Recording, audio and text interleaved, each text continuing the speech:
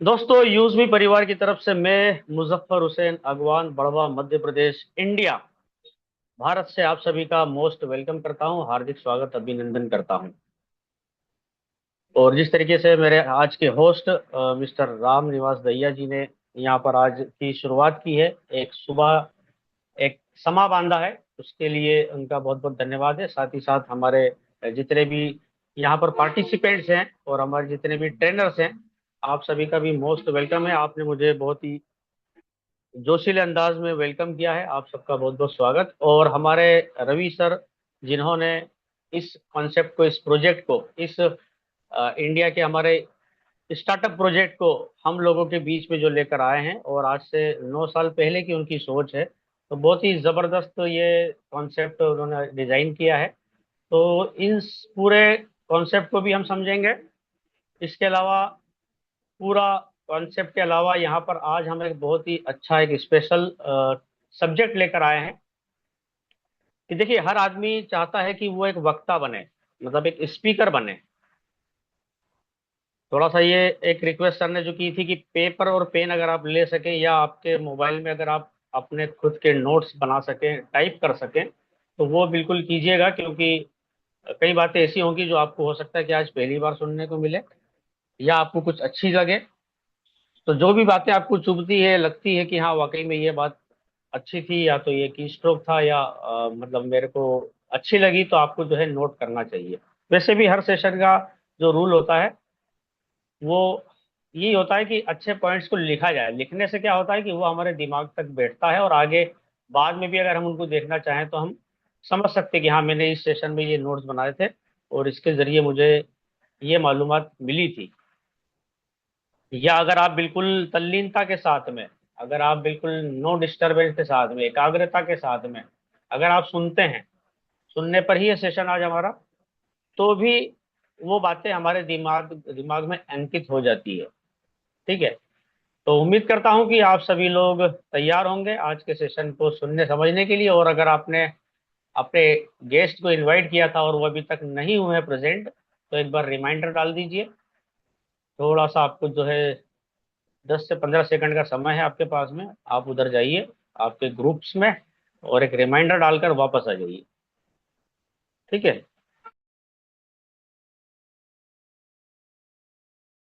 चलिए, हम सेशन की शुरुआत करेंगे। इसके लिए हम हमारी स्क्रीन को शेयर करेंगे, और मेरी स्क्रीन बिल्कुल यहाँ पर शेयर हो चुकी है। ठीक है, तो सभी साथी तैयार हैं आज के बेहतरीन गुड लिसनर बनने के लिए? Yes sir. Yes sir. Yes yes sir. Sir. Yes sir. Yes. Yes sir. Yes sir. हमारे जितने भी साथी हैं वो भी, अभी चैट बॉक्स हमारा आई थिंक ओपन है, तो आप यहाँ पर भी आप लिख सकते हैं, जितने भी लोग हमारे साथी हैं, जितने भी नए साथी आए हुए हैं, वो लोग भी लिख सकते हैं कि और क्या आज का उन्होंने जो बैनर देखा था उसमें आपने जो सब्जेक्ट देखा, तो क्या लगा आपको? क्या आज हमें कुछ नया सीखने समझने को मिलेगा? क्या आपके दिमाग में ये चीज आई थी जो बैनर आपने सब्जेक्ट देखा हो? बिल्कुल। चलिए, आदाब, गुड मॉर्निंग सभी को, बहुत अच्छे रिस्पांस मिल रहे हैं यहाँ पर।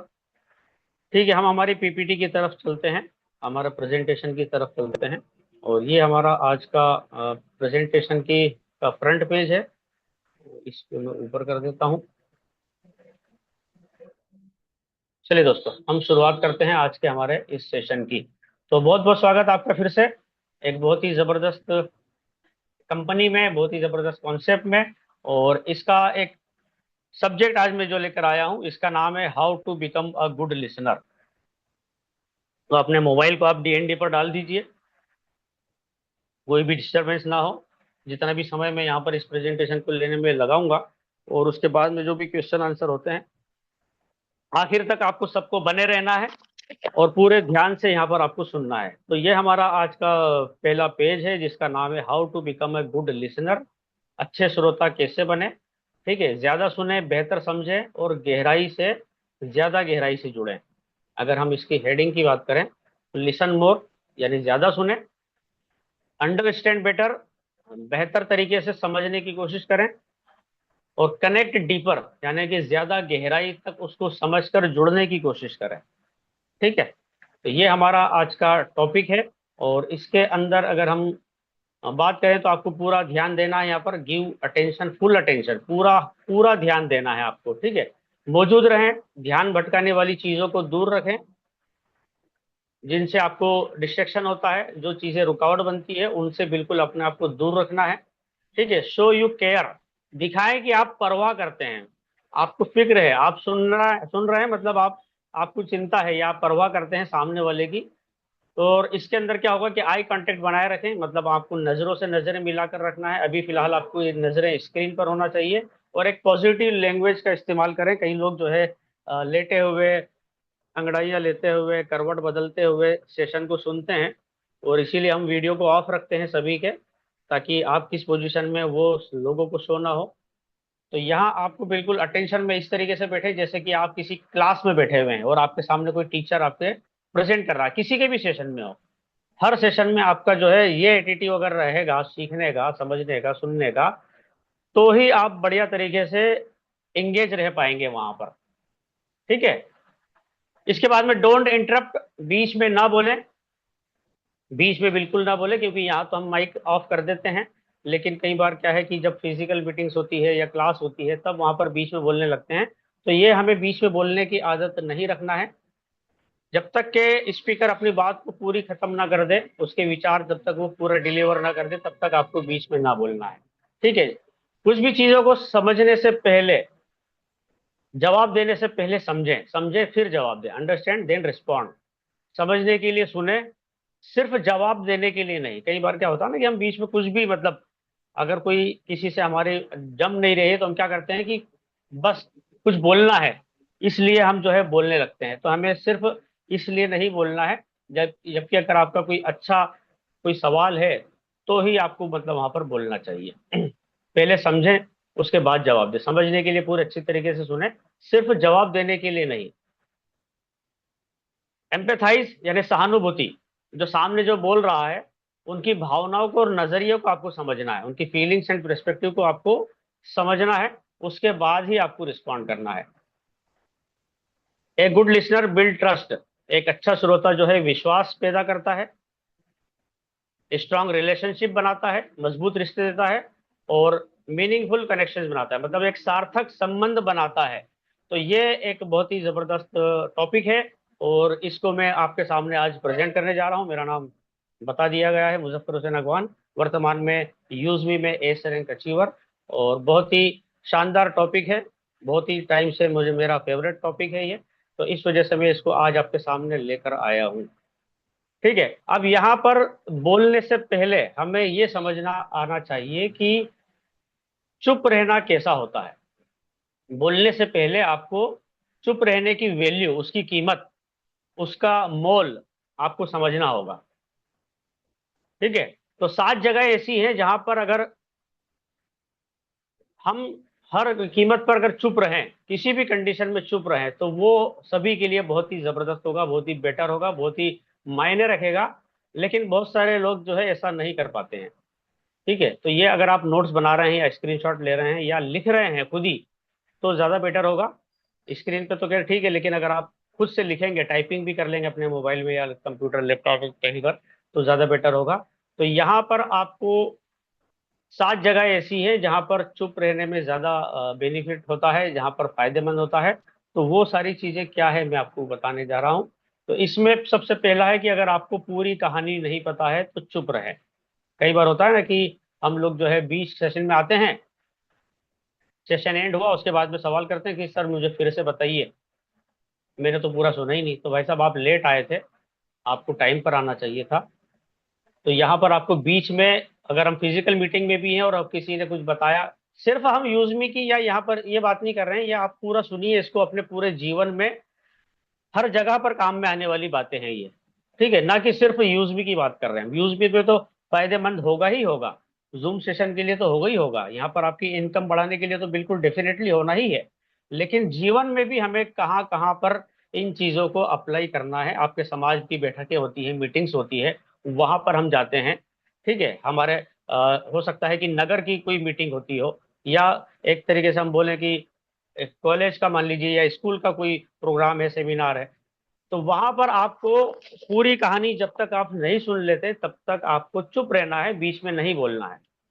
एक बहुत ही अच्छी कहावत है, गुस्सा जब आता है किसी को तो उस कंडीशन में आप चुप रहें।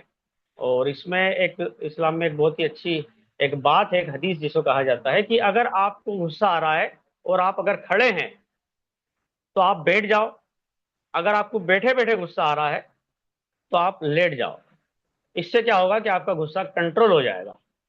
तो गुस्से में आपको चुप रहना है, क्योंकि गुस्से में कई कई बातें ऐसी भी हो जाती है कि हम जो नहीं चाहते हैं वो भी निकलती हैं, और अंदर हमारे एक क्या बोलना चाहिए कि शैतान अंदर हमारे समा जाता है, घुस जाता है, और वो सारी चीजें हमारे अंदर से निकालता है। और सामने वाले को कई बार हम ऐसी बातें बोल जाते हैं कि अगर दोबारा हम उससे मिलाप करने जाएं तो ऐसा ना हो कि हमें शर्मिंदा होना पड़े। तो इन बातों से भी हमें बचना चाहिए। गुस्से में ज्यादातर कोशिश करना चाहिए कि आप चुप रहें। ठीक है, एक चीज और भी है कि जिसे गुस्सा नहीं आता वो गधा है, एक चीज ये भी है। लेकिन गधे की आवाज भी सबसे बुरी होती है। तो इन चीजों को भी हमें समझे कि कहां पर जरूरत है गुस्सा करने की, सिर्फ वही दिखाएं। बिला वजह हर जगह आपको गुस्सा निकालने की आवश्यकता बिल्कुल भी नहीं है। यहां पर अब तीसरा पॉइंट है कि अगर आपकी बातों से किसी को बुरा लगे तो चुप रहें।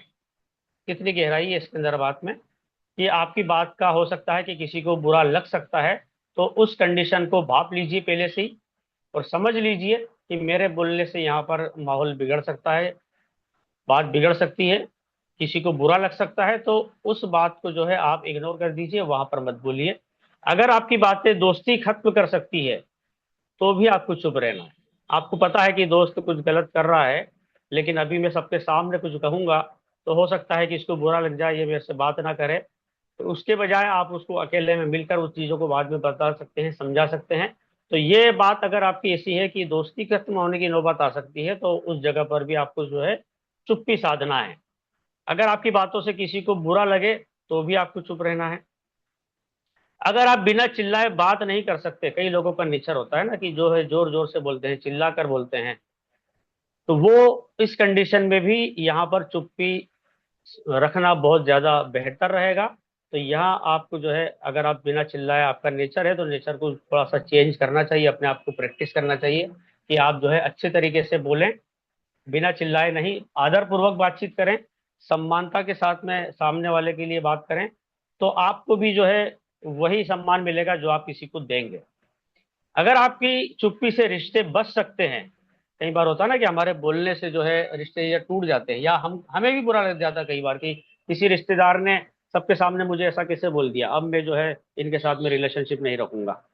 तो ये कंडीशन आपके साथ भी तो हो सकती है जब आप किसी और को बोलेंगे तो ये आपको ध्यान रखना है कि अगर आपकी चुप्पी से रिश्ते बच सकते हैं तो भी आपको चुप रहना है। यहाँ पर एक बहुत ही अच्छा एक कोटेशन है। यहाँ पर मुझे मतलब क्या बोलना चाहिए या चुप रहना चाहिए, इसका एक चार्ट है, एक फ्लो चार्ट के माध्यम से आप इसको समझ सकते हैं। और ये हमारे पैगंबर जो है मोहम्मद साहब, मोहम्मद सल्लल्लाहु अलैहि वसल्लम, उनकी तरफ से ये कोट दिया गया है। और इसी को चार्ट के रूप में बताया गया है कि आपकी बुद्धि पर आधारित एक भविष्य सूचक मार्गदर्शक, मतलब कि जो है इसको आप अ, इस तरीके से समझ सकते हैं कि आप जो कहना जा रहे हैं वो कितना कारगर है, मतलब आपके लिए बोलना जरूरी है या नहीं है, उसको एक बार आप चेक कर लें। ठीक है, चेक कैसे करेंगे वो मैं आपको बताता हूँ।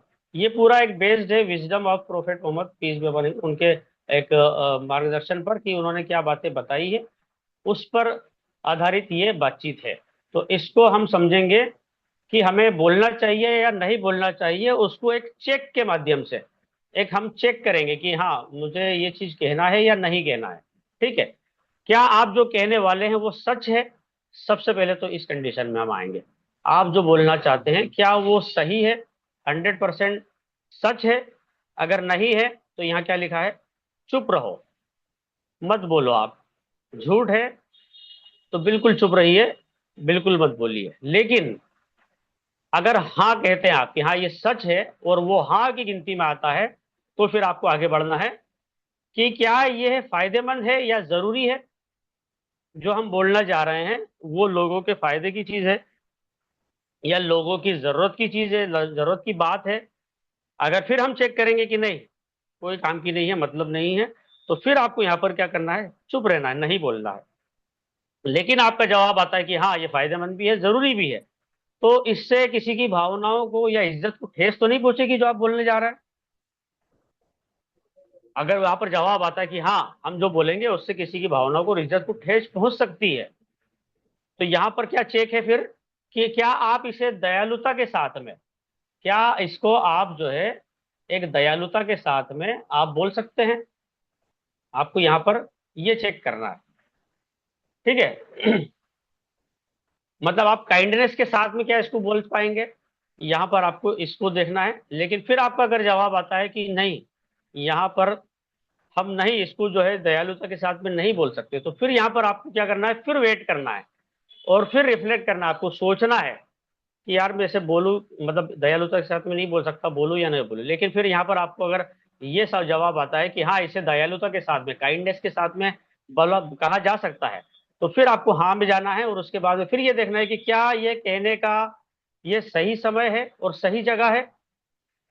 मतलब कई बार होता है ना कि हम किसी को बोलने जा रहे हैं, तो हो सकता है वो पब्लिक वाली जगह हो या तीन चार लोगों की जगह, उसका फैमिली के लोग हो सकते हैं, उसका फ्रेंडशिप हो सकती है, या अगर हम किसी बच्चे को भी डांटने जा रहे हैं या बोलने जा रहे हैं, तो क्या वो अपने दोस्तों के साथ में या हमारे हम किसी रिश्तेदार के सामने तो नहीं उसे डांट रहे हैं या बोल रहे हैं, क्योंकि उनको भी हर्ट होता है, उनको भी बुरा लगता है। तो इन चीजों का यहाँ पर ध्यान रखना है कि क्या ये कहने का सही समय है या जगह है। अगर नहीं है तो फिर वही बात कि चुप रहें, बिल्कुल नहीं बोलें। लेकिन हाँ आपको लगता है कि हाँ ये सही समय है, मैं अकेले में इसको समझा रहा हूँ या किसी और को ये बात नहीं सुन रही, जिसको मैं कहने जा रहा हूँ वो खुद ही है और यही राइट टाइम है और राइट प्लेस है जिसको मैं बोलने जा रहा हूँ, तो उसके लिए हाँ जवाब आएगा।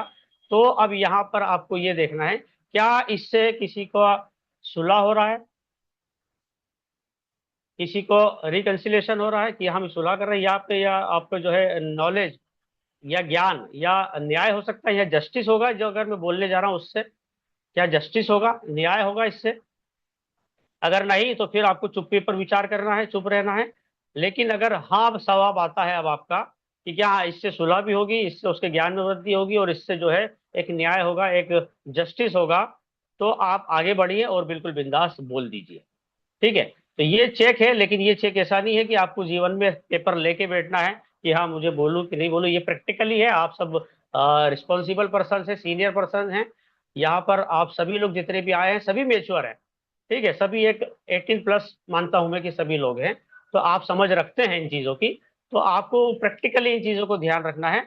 और यहाँ पर एक बहुत ही अच्छा कोट है मोहम्मद साहब का, कि जो अल्लाह पर और आखिरी दिन पर, कयामत के दिन पर विश्वास रखता है उसे अच्छा बोलना चाहिए। ठीक है, क्या बोल रहे हैं कि शुड स्पीक गुड, उसे अच्छा बोलना चाहिए या चुप रहना चाहिए या रिमेन साइलेंट। अगर आप अच्छा नहीं बोल सकते हैं तो आपको साइलेंट रहना है।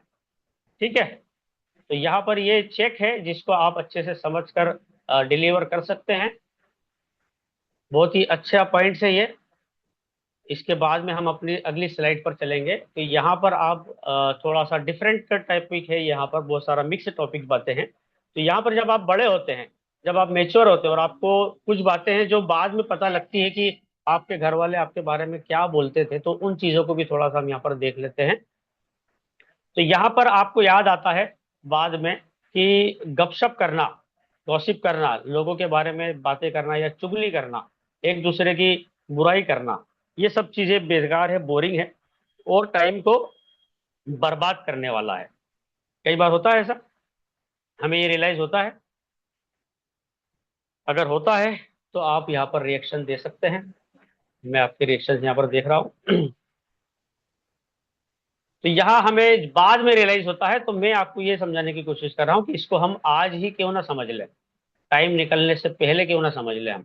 ठीक है, इसके बाद में आपको अगर मम्मी का कॉल आता है, अभी वर्तमान की बात करूं, आपको अपनी माँ का फोन कॉल आता है और आपको परेशान नहीं करता क्योंकि आप उनकी परवाह करते हैं। लेकिन इसके पहले अगर हम देखें स्टूडेंट लाइफ में, कॉलेज की लाइफ में, बचपन में, अगर आपको आपके माँ बाप पेरेंट्स टोकते हैं, तब आपको इरिटेशन होता है कि यार क्यों मुझे परेशान कर रहे हो, क्यों मुझे कॉल कॉल कर रहे हो बार बार।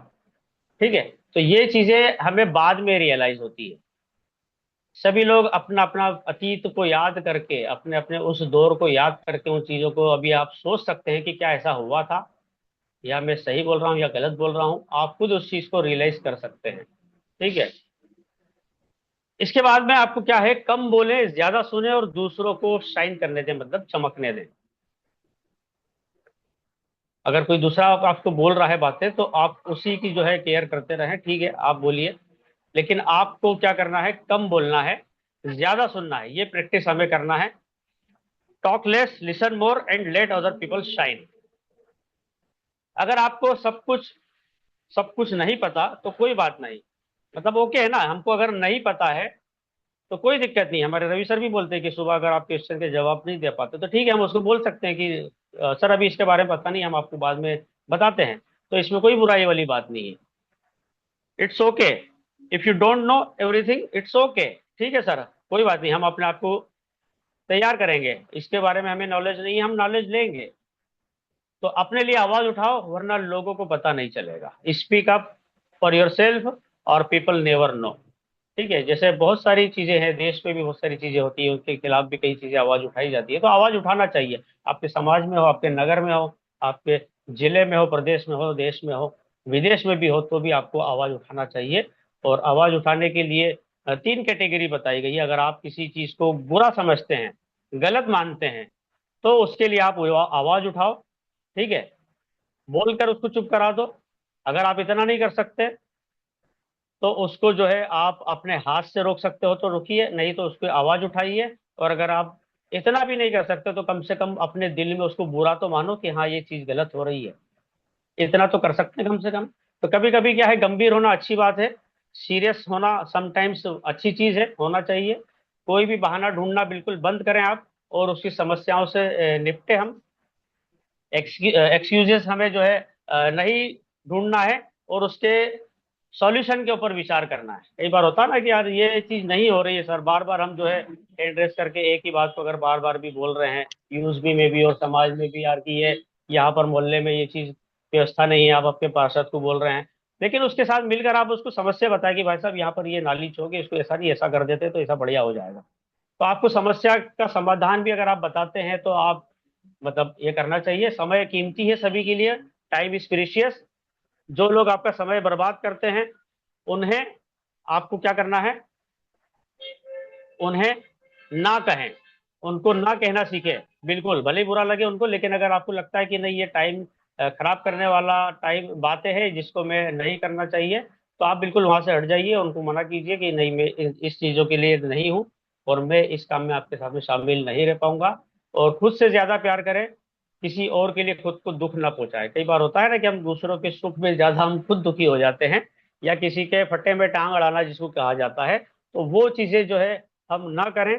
कई बार अपने आप को हम उलझन में डाल लेते हैं, तो उसको आपको भापना ऐसा नहीं है कि आप इस चीज के लिए हमेशा ही ऐसा रहें। अब किसी, कोई अगर ब्लाइंड व्यक्ति है और उसको रोड क्रॉस करना है तो आप उस तक मतलब उसकी मदद कर सकते हैं। लेकिन अगर दो लोग ऐसे झगड़ रहे हैं कि दोनों को ही समझाने से कोई हासिल नहीं होने वाला है, कोई हमारी बात को सुनने वाला नहीं है, तो ऐसी जगह से आप अपने आप को दूर कर लीजिए। क्योंकि कई बार ऐसा भी देखा गया है कि वो दोनों लड़ते लड़ते जब तीसरा कोई बचाने पहुंचता है तो बेचारा वो खुद मार खाने बैठ जाता है उन दोनों के द्वारा। तो ये चीजें जो है आपको भापना है कि कहाँ पर आपको अपने आप को ज्यादा प्यार करना है, और किसी और के लिए खुद को दुख ना पहुंचाए। ऐसे दोस्तों को आपको प्यार करें जो जरूरत पड़ने पर आपके साथ में हमेशा खड़े रहते हैं। ठीक है, तो आपके ऐसे दोस्तों को, आपके ऐसे फ्रेंड्स के आपके पास में बिल्कुल दिमाग में दिल में चीजें रहती हैं। और यहाँ पर एक चीज है कि maturity is not when we start speaking big things, मतलब मेच्योरिटी तब नहीं होती जब हम बड़ी बड़ी बातें करने लगते हैं। ठीक है, सिर्फ बड़ी बड़ी बातें करने से हम मेच्योर नहीं होते हैं। It is when we start understanding small things, मतलब मेच्योरिटी तब होती है जब हम छोटी छोटी बातें समझने लगते हैं। ठीक है, तो इस सेंटेंस में भी बहुत बड़ी गहराई है, अगर आप इसको अच्छे से समझते हैं तो आपको इसको समझना चाहिए। अब हम चलते हैं हमारी नेक्स्ट स्लाइड पर, जिसका बहुत ही प्यारा सब्जेक्ट है, और एक किताब का नाम भी इसके अंदर आप देखेंगे।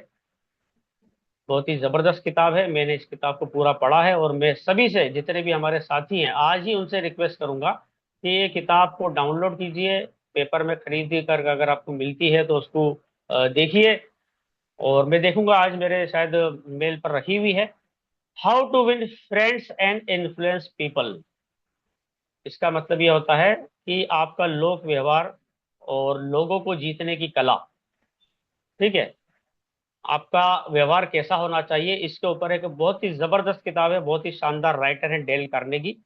इनकी किताब आपको हर लैंग्वेज में मिल जाएगी, नेट पर भी। आप उसको डाउनलोड कीजिए, इसको पढ़िए।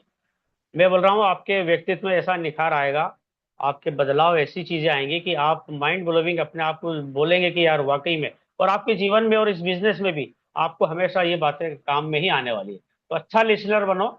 लोग अपनी बात कहना पसंद करते हैं, और हर इंसान चाहता है कि उसकी बात ध्यान से सुनी जाए और उसे समझा जाए, ठीक है। हम लोग नहीं चाहते, जैसे कई बार हो जाता है कि मीटिंग में हम कई बार किसी को म्यूट नहीं कर पाते हैं और बार बार डिस्टरबेंस होता है। तो ये चीजें क्या होता है, यहाँ पर हर आदमी चाहता है ना कि यार मुझे डिस्टर्ब क्यों कर रहे हो, आप सुनो मुझे, अच्छे से सुनिए मुझे।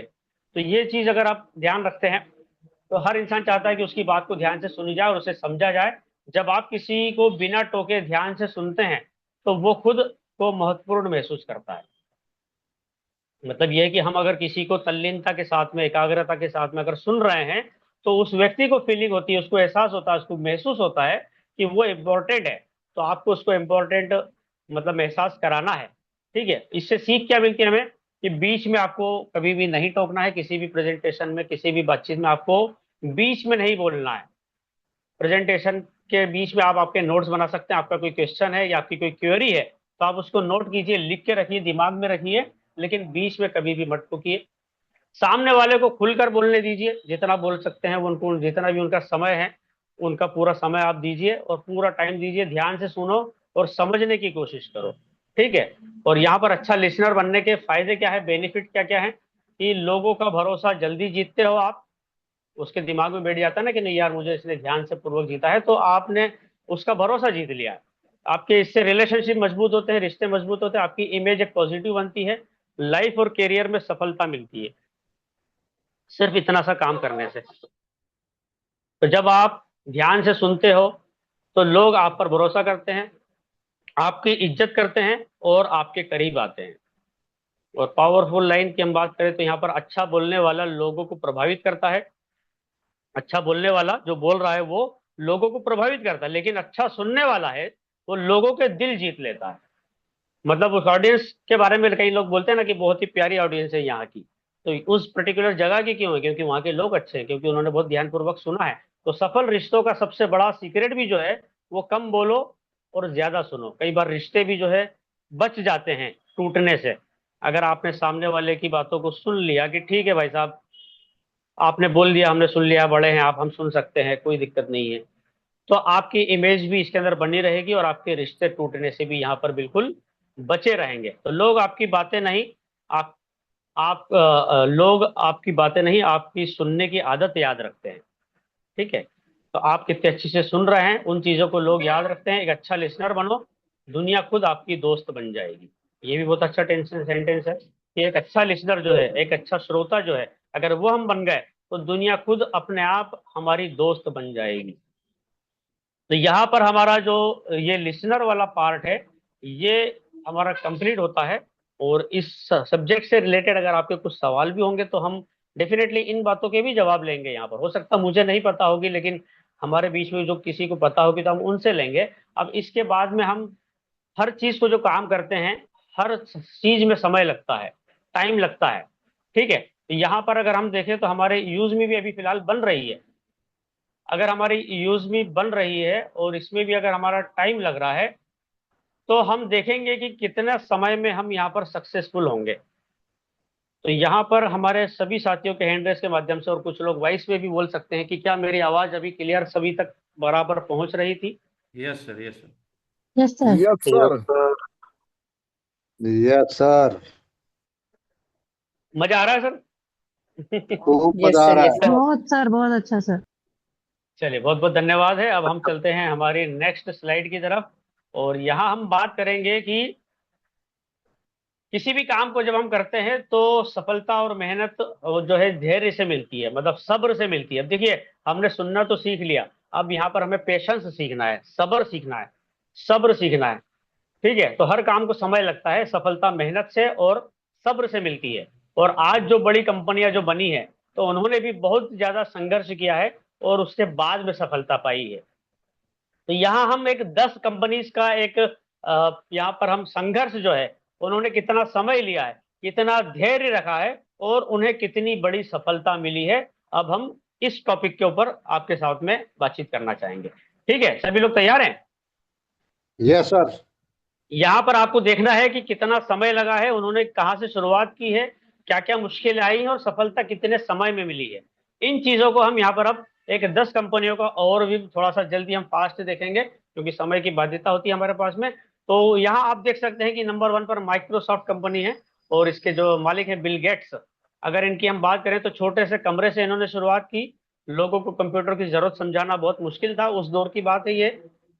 तो यहाँ पर मतलब 80 या और उससे भी पहले के समय की बात है, कई बार असफलता भी मिली इन्हें, लेकिन लगातार मेहनत करते रहे और इनको सफल होने में जो समय लगा है वो करीब करीब लगा है 15 से 20 साल का समय लगा है।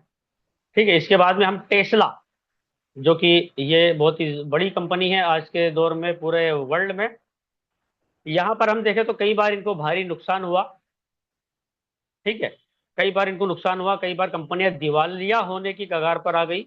आलोचना और उपहास भी इन्होंने सहा कि ऐसा कोई होता है क्या। जैसे इन्होंने अपना एक विचार सोचा होगा ना बहुत समय पहले कि मुझे एक ड्राइवरलेस कार बनाना है, लोगों को बताया होगा कि मैं एक कार बनाने वाला हूँ जिसमें ड्राइवर नहीं रहेगा। तो लोगों ने क्या बोला, भाई पागल है क्या, ऐसा कुछ होता है क्या, ऐसे कोई गाड़ी चलती है क्या, तो लोगों को ठोकोगे क्या, एक्सीडेंट करोगे क्या। कई बार उन्होंने आलोचना की होगी, तो ये उन्होंने हिम्मत नहीं हारी, डटे रहे और आज ड्राइवरलेस हमारे सामने है, जो कि सक्सेसफुली तरीके से काम भी कर रही है। इसके बाद में नाइक जो शूज बनाती है कंपनी, शुरुआत में कार की डिक्की में ये जूते रखकर बेचा करते थे। पैसों की कमी और रिजेक्शन का बहुत बार सामना किया, और लेकिन क्वालिटी और भरोसे के साथ में पहचान बनाई। टेस्ला को करीब 15 साल लगे, यहाँ पर नाइक को 10 से 20 साल लगे सफल बनने के लिए। मैकडोनल्ड्स की अगर हम बात करें तो एक बहुत ही एज पर्सन ने करीब 60 साल से ज्यादा की उम्र में इस बिजनेस को शुरुआत की। शुरुआत में कई बार उसके बिजनेस फेल हुए, सही सिस्टम और क्वालिटी पर काम किया, ग्राहकों का जो है भरोसा जीता, और धीरे धीरे दुनिया में उनका नाम हुआ, और इसको भी सफल होने में, सक्सेसफुल बनने में 15 साल का समय लगा। कोका कोला की बात करें तो शुरुआत में बहुत कम लोग ड्रिंक पीते थे, खरीदते थे, पहचान बनाने में सालों लगे, लेकिन मार्केटिंग और भरोसे से दुनिया का ये ब्रांड बना, और इसको भी 20 साल लग गए इस पोजीशन में आने के लिए।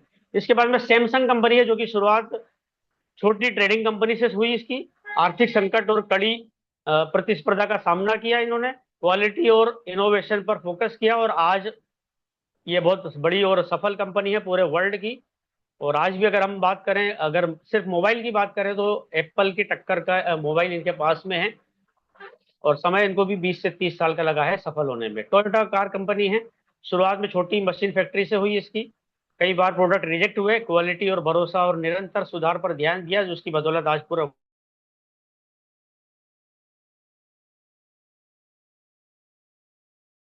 रिजेक्शन मिला। और यहाँ तक कि इनको ये भी कहा गया कि आपका चेहरा जो है वो हमारे होटल के लिए सही नहीं है, आप हमारे यहाँ पर वेटर का काम भी नहीं कर सकते, यहाँ तक का रिजेक्शन मिला। लेकिन इन्होंने फिर स्टडी की, बिजनेस शुरू करने पर लोगों ने मजाक उड़ाया, कई लोगों के सामने इन्होंने विचार रखा कि आने वाले समय में हम ये ऑनलाइन बिजनेस करेंगे, लेकिन वो लोग साथ में थे, आज वो उनके साथ में अरबपति नहीं, करोड़पति नहीं, बहुत फाइनेंशियल फ्रीडम, जिस चीज को देख ले वो चीज खरीद लें, ऐसी नौबत पर हैं आज वो। तो भरोसा और मेहनत से दुनिया की बहुत बड़ी कंपनी बनी है, और इनको भी 15 साल लग गए। इसके बाद अडानी ग्रुप है, छोटे व्यापार से शुरुआत की इन्होंने, आर्थिक चुनौती और संघर्ष का सामना किया, लगातार मेहनत और बड़े लक्ष्य ने सफलता दिलाई। राजनीतिक दृष्टिकोण से इसको बिल्कुल भी मत देखिएगा, एक बिजनेसमैन के तौर पर देखिए कि इन्होंने शुरुआत कहाँ से की थी, और आज पूरे वर्ल्ड में इनके अलग अलग करीब करीब हर सब्जेक्ट पर, हर प्रोडक्ट पर इनकी पकड़ है। अभी अडानी गैस के नाम से सीएनजी है, और भी नए नए प्रोजेक्ट इनके बहुत सारे आ रहे हैं, किसानों के लिए भी इनके बहुत बड़े बड़े प्रोजेक्ट्स पर काम कर रहे हैं ये। इनको भी 20 से 25 साल लगे। और 10वें नंबर पे विप्रो, विप्रो नाम से हमारी इंडियन कंपनी है अजीम प्रेम जी की, जो कि शुरुआत में तेल और साबुन के बिजनेस से शुरू हुई थी। सोचिए आप, एफएमसीजी के प्रोडक्ट से शुरुआत हुई, फिर टेक्नोलॉजी क्षेत्र में आने में समय लगा। जिस समय कंप्यूटर आया था उस टाइम हार्डवेयर का बहुत ज्यादा माहौल था, मतलब कंप्यूटर ज्यादा लोग मानते थे कि ये हार्डवेयर के दुनिया में बहुत ही ज्यादा तरक्की होने वाली है, लोग कंप्यूटर खरीदेंगे, कंप्यूटर कीबोर्ड माउस वगैरह इससे रिलेटेड और सारी चीजों पर। लेकिन उस समय विप्रो ने सॉफ्टवेयर पर फोकस किया, आईटी में फोकस किया, और निरंतर मेहनत से आईटी सेक्टर की बड़ी कंपनी बन चुकी है, और इनको भी 20 साल लगे।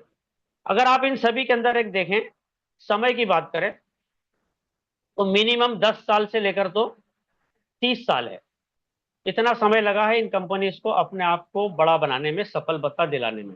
लेकिन ये एक चीज यहां पर इनकार नहीं किया जा सकता कि जिस दौर में हम आज हैं, ये टेक्नोलॉजी का युग है, इंटरनेट का दौर है, यहाँ लोगों तक पहुंचना बहुत इजी है, बहुत फास्ट है, बहुत तेज है।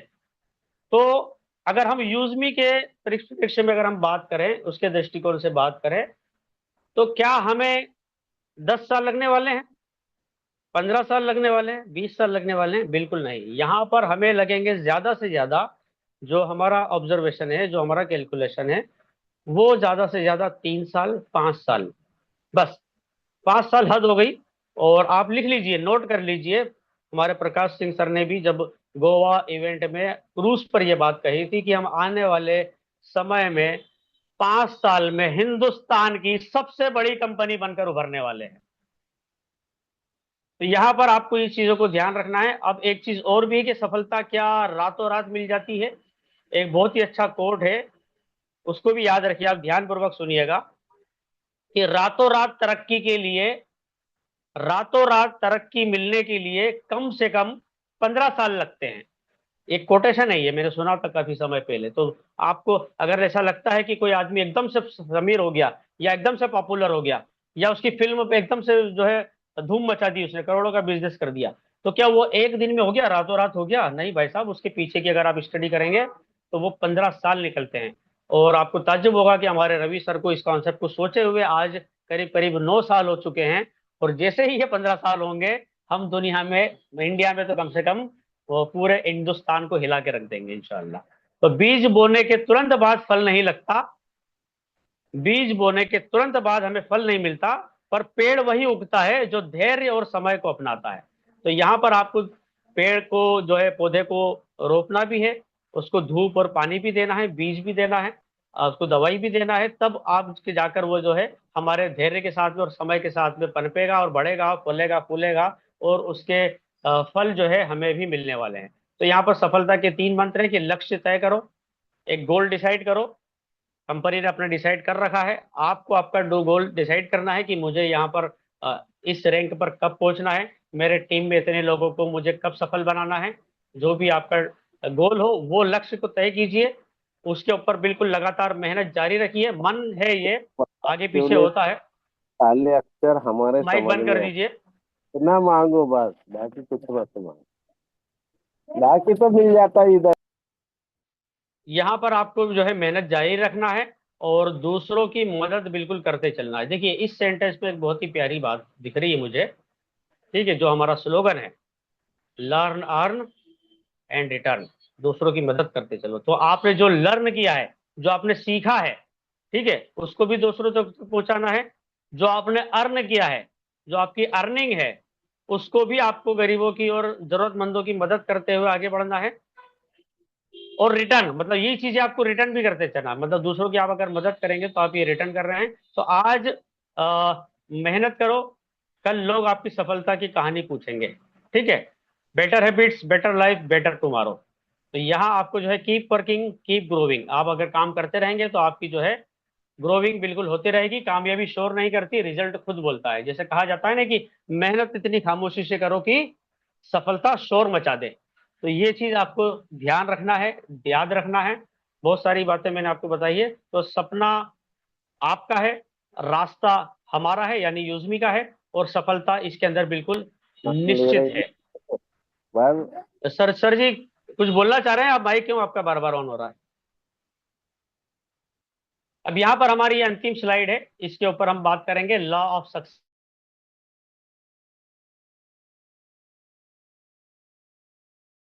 क्या है। The law of success in 16 lesson. इस किताब के 16 लेसन है, 16 अध्याय हैं, उनको हम यहाँ पर समझेंगे।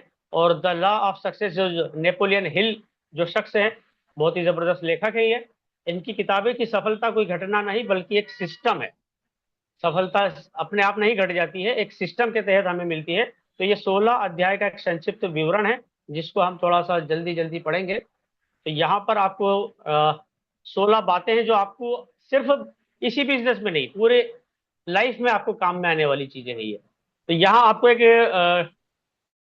का निकालना पड़ेगा डिफिनिटिवनेस आपको, जो है कि आपका स्पष्ट उद्देश्य क्या है, आप क्यों ये काम कर रहे हैं, उसको आपको अपने आप से देख लेना है इसको। तो यहाँ आपको जो है अपने जीवन का स्पष्ट लक्ष्य निर्धारित करना है।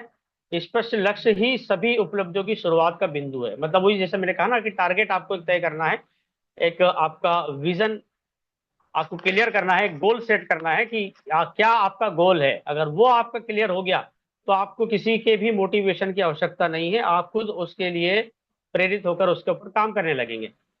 मास्टरमाइंड अलायंस मतलब आपको जो है आपका मास्टरमाइंड गठबंधन, सही और सकारात्मक लोगों के साथ मिलकर काम करना है। ठीक है, यहाँ मतलब सही और सकारात्मक लोगों के साथ में मिलकर काम करना है, मतलब नकारात्मक लोगों को छोड़ना भी है। सामूहिक ज्ञान और अनुभव आपकी सफलता को कई गुना बढ़ा देता है। सेल्फ कॉन्फिडेंस, यहाँ पर आपको आत्मविश्वास आपका बनाना है, खुद पर विश्वास रखिए। आत्मविश्वास आपको हर चुनौती का सामना करने और आगे बढ़ने की शक्ति देता है। हैबिट ऑफ सेविंग, बचत की आदत भी आपको लगाना होगी। आप आय का एक हिस्सा नियमित रूप से बचाने की आदत डालें। बचत आर्थिक सुरक्षा और बड़ी उपलब्धियों की नींव है, क्योंकि कई बार हमें अचानक जो प्रॉब्लम्स आती हैं, जो समस्याएं आती है, उसमें आपको ये जो है काम में आएगा। इनिशिएटिव एंड लीडरशिप, यहाँ पर पहल और नेतृत्व, आगे बढ़कर अवसरों की तलाश करें। मतलब आपको खुद सोचना होगा कि इसके अंदर क्या अवसर और आ सकता है, उसकी तलाश करना है, उसका नेतृत्व करें, नेता बने। नेता बनने से मतलब लीडर बने, ना कि जो राजनीति वाला नेता बने। आप यहाँ पर लीडरशिप को डेवलप करें अपने आप में, और एक अनुयायी नहीं, यही सफलता की पहचान है। ठीक है, अगर कोई राजनीति में है तो उन्हें बुरा ना लगे, लेकिन यह है कि वहां पर कैरियर की कोई संभावना तो है, लेकिन वो फिक्स नहीं है। तो इसलिए ज्यादा बेटर है कि हम हमारे बिजनेस को ज्यादा फोकस करें, उसी के अंदर हम अपना टाइम दें। यहाँ पर आपको जो है कल्पना शक्ति यानी इमेजिनेशन, कल्पना नई सोच को जन्म देती है। रचनात्मक विचार और योजनाएं आपको भीड़ से अलग और आगे रखती है। जैसे आप कुछ नया सोच सकते हैं कि आपने कुछ पेम्पलेट डिजाइन किया, उसको जगह जगह लगाया, आपने कुछ अनाउंसमेंट करवा दिया।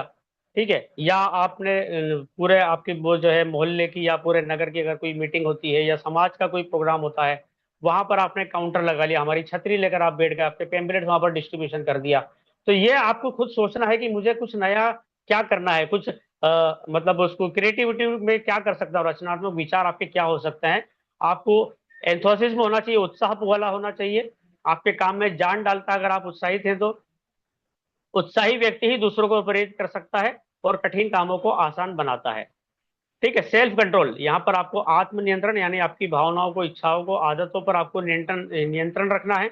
आत्मनियंत्रण से ही चरित्र, अनुशासन और सफलता मिलती है। ठीक है, शब्द थोड़े हार्ड हो सकते हैं आपको सुनने में, समझने में, लेकिन अब मैं इनको ज्यादा एक्सप्लेन नहीं करूंगा। Doing more than paid for, नियत से अधिक करना। इसका मतलब यह है कि अगर आप किसी जॉब में हैं या कोई आपको काम दिया गया है, तो वहां पर आपको जितना पे किया जा रहा है उससे अधिक काम करने की कोशिश कीजिए। ठीक है, doing more than paid for, अगर आपको नियत से अधिक काम करेंगे तो आप लोगों की नजर में आएंगे, आपको लोगों की नजर में आएंगे, दिखेगा कि हाँ ये आदमी अच्छे कंसंट्रेशन के साथ में, डेडिकेशन के साथ में काम कर रहा है। तो हमेशा अपनी जिम्मेदारी से अधिक मूल्य देने की आदत डालें। आप अपने बिजनेस में खुद में भी ये काम कर सकते हैं कि मुझे जो इनकम आ रही है इससे ज्यादा मैं काम करूं, तो आपका ही भला होगा, उसके अंदर आपकी टीम का भी भला होगा। तो यही आदत आपको अलग पहचान और उन्नति दिलाती है, मतलब आपकी रैंक रिकग्निशन भी होगा और आपकी इनकम भी ज्यादा बढ़ेगी और आपका उन्नति होगी समाज में भी। प्लीजिंग पर्सनालिटी, यहाँ पर आकर्षक व्यक्तित्व आपको बनाना है, मतलब मधुर वाणी, अच्छा व्यवहार और विनम्रता। कितने प्यारे शब्द है ये। मधुर वाणी, बिल्कुल प्यारा बोलना है आपको हर समय, मीठा बोलना है। ठीक है, जैसा कहा जाता है ना कि आपको अगर बिजनेस में है तो आपके दिमाग में आपको बर्फ रखना होगी, ठंडा रखना होगा, आपकी जुबान पे शुगर रखना होगी, मतलब कि शक्कर मीठा रखना होगा, तभी आप आपके बिजनेस पे सफल हो सकते हो। मधुर वाणी, अच्छा व्यवहार और विनम्रता लोगों को आपकी ओर आकर्षित करते हैं और आपके लिए दरवाजे बिल्कुल वो खोल देते हैं। एक्यूरेट थिंकिंग, सटीक सोच रखना है आपको। यहाँ पर सही, स्पष्ट और तार्किक सोच सही निर्णय लेने में मदद करती है और गलतियों से बचाती है। कंसंट्रेशन, एकाग्रता, एक समय में एक काम पर पूरा ध्यान रखें, पूरा फोकस करें, कंसंट्रेशन रखें, तल्लीनता के साथ में करें, क्योंकि एकाग्रता आपकी उत्पादकता, मतलब जो प्रोडक्टिविटी होती है और गुणवत्ता जो होती है उसको सफलता और अधिकतम करती है। मतलब आपके चांस बढ़ जाते हैं कि आप उसको बिल्कुल सफल होने वाले हैं उसके अंदर आप। तो कंसंट्रेशन का बहुत महत्व होता है, इसको अलग अलग तरीके से आप मेडिटेशन के द्वारा भी कर सकते हैं। तो एक समय में आपको एक काम पर पूरा फोकस करना है। कोऑपरेशन यानी सहयोग, दूसरों के साथ मिलकर काम करें, आपकी टीम के साथ में काम करें, उनसे रेगुलर बेस पर बात करें, ठीक है, उनको क्या प्रॉब्लम आ रही है उसका सहयोग करें। सहयोग,